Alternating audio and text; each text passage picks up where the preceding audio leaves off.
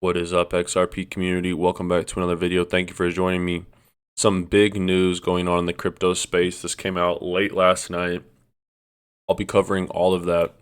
So XRP is sitting at about 60 cents, and you see it's right below this 200-day moving average, and it's been getting rejected a few times throughout the past few weeks. Ultimately, once we get above this 200-day moving average and hold that, that's when we're going to start to see the price increase. What is this big news that I was talking about? Well, caused Bitcoin to bounce 5%. Investors say the Bitcoin ETF is a 99% done deal. I guess in the last SEC filing with BlackRock, the world's largest hedge fund, over their Bitcoin ETF, there is now an official ticker, so people are speculating this is soon to come through. Even John Deaton, the XRP community member, he's also a lawyer. He's backing this up as well, saying the SEC approval of a Bitcoin ETF is at 98.7%. Pro XRP lawyer John Deaton reacted to Mike Alfred's post on X, saying he agreed.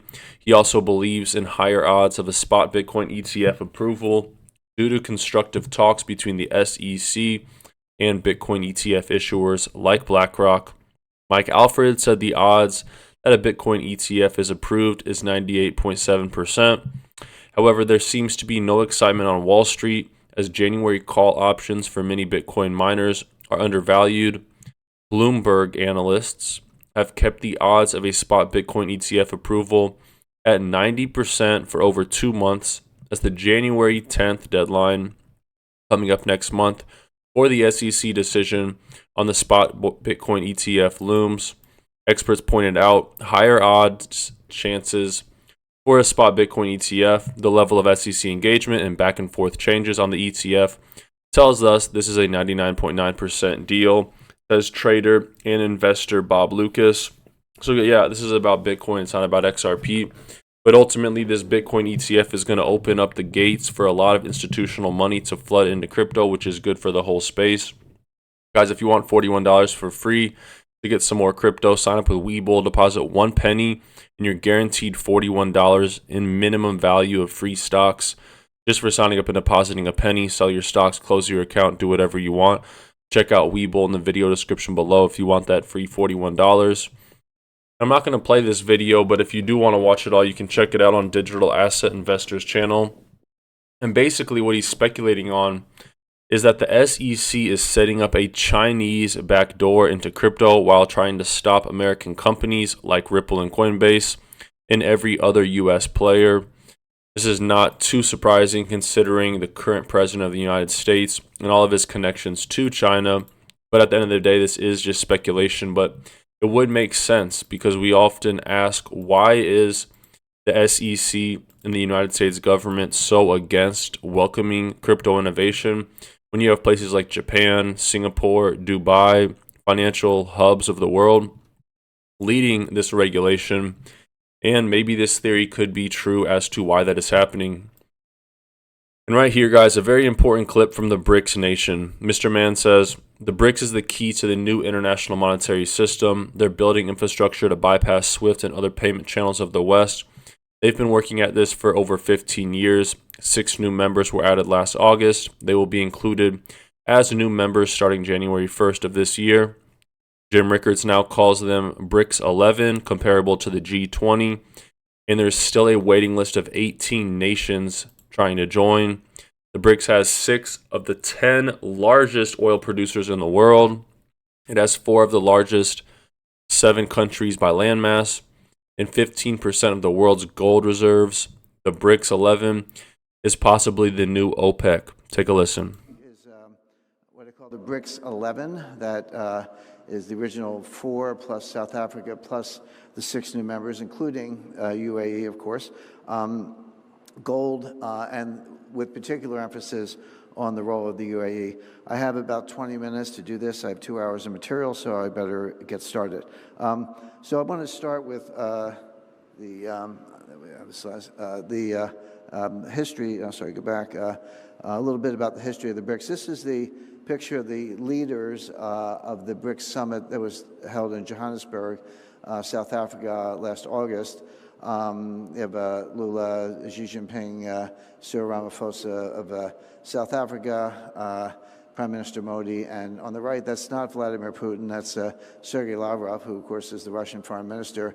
Putin couldn't attend. He wanted to, but there's an arrest warrant out for him from the International Criminal Court, and Ramaphosa said, don't worry, we won't arrest you, but there could be NGOs and others who might, so he decided to make life easier for all concerned. But he participated by video. So I still don't have a 5-shot of the 5 leaders, but that's the best we can do. A little bit about the history of the BRICS. Before I jump into that, I want to start with not really an equation. I mean, it's expressed as an equation. It's really a bit of logic. If Plato was the father of philosophy, Aristotle was the father of logic. And this is this is called the transitive law. And very basically, we probably all learned this in the 6th grade or something. If it's true that A equals B equals C, then A equals C. Again, a syllogism, but a good piece of logic. I want to suggest that this is the key to the future of the international monetary system. I'll come back to this logic at the end and explain why, but if we can just bear this in mind, it's actually a very important expression of what's going on with the BRICS. Notice what the BRICS are doing. They've copied the World Bank, and they've copied the IMF. They're duplicating the Bretton Woods structure on their own. A lot of this goes almost unnoticed, but these are very important initiatives. They're also building a fiber optic undersea telecommunications channel so they can bypass channels like SWIFT and other payments channels controlled by the West. So they're building their whole network financially, structurally, and in terms of physical infrastructure. And this has been going on for a long time. It's not as if the BRICS are making some headlines lately, but it's not as if they just woke up last year and said, oh, let's do something significant in the monetary system. They've been working on this for over 15 years. The big news, and of course this involves UAE and Dubai, is they added 6 members at the summit in South Africa in August. I think the formal accession process will take place January 1st, but 6 new countries.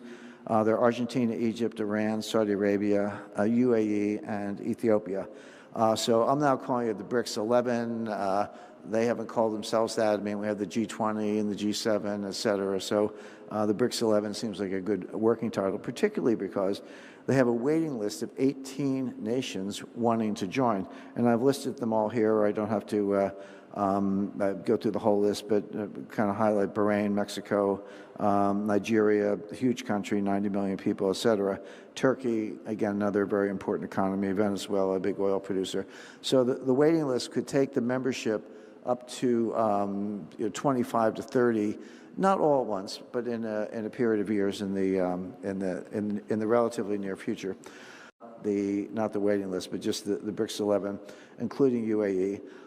It has 6 of the 10 largest oil producers in the world: Russia, Saudi Arabia, Brazil, China, Iran, and UAE.